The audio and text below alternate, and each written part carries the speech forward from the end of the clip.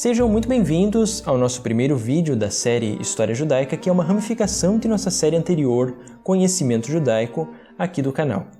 No vídeo de hoje, nós iremos compreender a respeito da importância de se estudar a história judaica e também vamos compreender sobre a pré-história de Israel, através das descobertas arqueológicas mais recentes. Em resposta à nossa primeira questão sobre o porquê de se estudar a história judaica, nós vemos que ela tem tanta importância que sem a compreensão dessa história, nós não conseguimos compreender, ou até mesmo compreendemos de uma forma bastante deficiente, a própria realidade contemporânea a qual nós vivemos nos dias de hoje. Porque nós sabemos que os judeus foram que deram a base para a formação da religião cristã e também da religião islâmica. E sabemos que estas religiões, as três religiões abraâmicas, formaram em muito e contribuíram grandemente para a cultura e bem como o estabelecimento de várias leis que nós temos nos diversos países ocidentais dos dias de hoje, bem como a sua influência no decorrer do mundo inteiro. Então, compreender a história dos judeus não é algo somente para religiosos ou curiosos, mas é algo que faz parte da nossa própria estrutura de realidade dos dias de hoje. Algo também muito interessante sobre a história judaica é que ela é uma história singular em face à história de outros povos. Por exemplo, nós temos várias outras tradições antigas que permanecem vivas nos dias de hoje, como por exemplo os chineses, que ainda mantêm a sua tradição que data de mais de 2.500 anos atrás. Temos ainda as tradições vindas dos hindus, com poemas que foram escritos há mais de 3.200 anos atrás. Todavia, estes povos eles permaneceram fixos em uma determinada localidade geográfica, os chineses e os hindus. Já com os judeus não aconteceu isto. Após as várias conquistas, principalmente efetuadas pelos romanos a partir do século II, nós vemos que a dispersão judaica se acentuou muito. Os judeus então residiram na Europa, na Península Ibérica, que é Espanha, Portugal, residiram também no norte da África, residiram na Síria, em várias outras localidades ao redor do mundo, e mesmo assim eles continuaram firmes com a sua cultura e bem como a sua religião, o que é algo muito diferente do que aconteceu com vários outros povos da Antiguidade e também desta região do Oriente Próximo. Vemos, por exemplo, a cultura egípcia, que era algo bastante grande no passado. Ela acabou com o tempo se perdendo. Nós só conseguimos decifrar a sua escrita em hieróglifos a partir do ano de 1822 em diante, com a descoberta da Pedra de Roseta e sua gradativa decodificação. Também nós temos as tabuletas cuneiformes, que até mais recentemente não se conseguia ser lidas, que eram feitas em cunhas com tabuletas de argila, lá na Babilônia Antiga e Síria. E é algo que acabou com o tempo também se perdendo e depois foi reencontrado.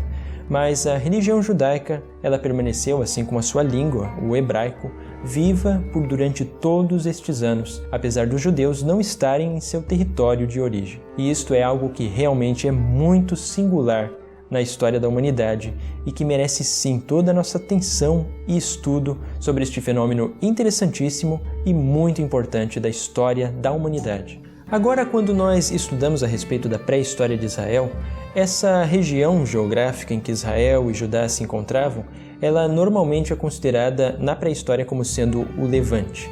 E o interessante desse termo, Levante, é que ele surgiu no século XV, é um termo de origem italiana, justamente referindo-se a quando o sol levantava. Então, primeiramente, ele se referia a toda a região da Grécia, até o Egito, Síria, Palestina, dentre outros. Mas nos dias de hoje, quando nós falamos a respeito da região geográfica do Levante, nós estamos nos referindo mais especificamente a Israel, Palestina, bem como Síria, dentre outros ali em redor. Então é praticamente como um sinônimo dessas localizações para o estudo da pré-história. Agora, a primeira evidência de presença humana no território de Israel em específico, ela foi descoberta no ano de 1959 por um dos membros do kibbutz Afikim. E o que ele descobriu, e que foi descoberto também posteriormente, foram evidências de artefatos cortantes, pequenos machadinhos que são datados do período Pleistoceno, feitos por Homo erectus, isso é, há cerca de 1,5 milhões de anos atrás. Também outras evidências do gênero Homo, que foram encontradas em Israel, nós vemos em Gesher Bnei Yaakov, que é uma localidade que foi descoberta certas evidências que datam de 750 mil anos atrás, e também de uma caverna bastante importante chamada Caverna Tabon, em que nós encontramos evidências de presença humana em um registro arqueológico bastante extenso. que vai de cerca de 600 mil a 40 mil anos atrás. Essa caverna Tabun, em específico, ela teve tanta importância que no ano de 2012 ela foi considerada Patrimônio Universal pela Unesco, devido à grande importância que ela possui para a compreensão do próprio desenvolvimento de nossa espécie, Homo sapiens, bem como das espécies anteriores a esta. Com isto, nós vemos que os desenvolvimentos da pesquisa arqueológica dentro de Israel, elas não favorecem apenas a compreensão dos próprios israelitas antigos, mas favorece a compreensão da humanidade como um todo. Também outro sítio arqueológico de grande importância em Israel é uma caverna chamada Es-Skul, em que foram descobertas evidências da presença do homem de Neandertal, que vive de 200 a 45 mil anos atrás. E também algo muito importante nesses estudos é que podemos compreender que o homem de Neandertal esteve vivendo lado a lado com o Homo sapiens também, algo que antes só foi visto apenas em sítios arqueológicos europeus. Então nós vemos também mais uma evidência de que os estudos arqueológicos de Israel são um grande ganho para a compreensão da história e do desenvolvimento das diversas espécies humanas antes e que viveram lado a lado com nós, que somos os Homo sapiens. Também outro sítio arqueológico de grande importância é a Caverna Kesem, que tem vestígios datados de cerca de 380 a 200 mil anos atrás.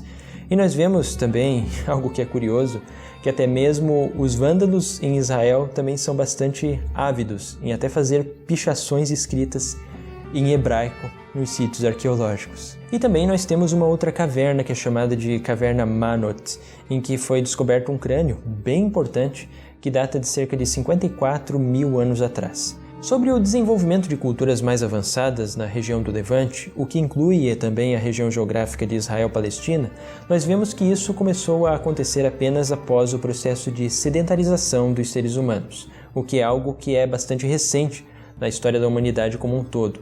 Foi algo que ocorreu por volta de cerca de 10 mil anos atrás. E nessa região de Israel-Palestina ficou conhecida pelos arqueólogos como cultura natufiana.